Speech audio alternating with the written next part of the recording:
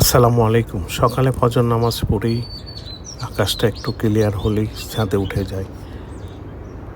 ভালো লাগে সবুজ, এবং সপ্তাহে 2 দিনই বাড়িতে থাকি, তাই এই 2 দিনই সকালে ছাদে উঠি এবং যতটুকু সময় পাই চেষ্টা করি এবং ছাদের গাছগুলির সাথে থাকা এবং তাদের দৃষ্টি দেওয়া, তাদের প্রয়োজনীয়তাগুলি উপলব্ধি করে তা পূরণ করা।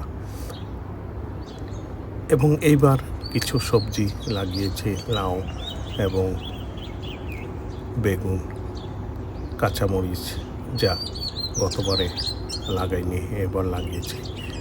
এবং বেগুনও বেশ কিছু বেগুন খেয়েছি এবং আরও কিছু বেগুন ধরতে শুরু করেছে। এবং মরিচ তো পুরো বছরই খেলাম, অল্প অল্প করে পুরো বছরই মরিচ খেয়েছি। এবং আশা রাখি লাউ যদি নাও খেতে পারি, লাউর পাতা ডগা তো খেতে পারবো, সেই প্রত্যাশায় লাউ লাগিয়েছি। ধন্যবাদ। ভালো থাকবেন, সুস্থ থাকবেন, সবুজের সাথে।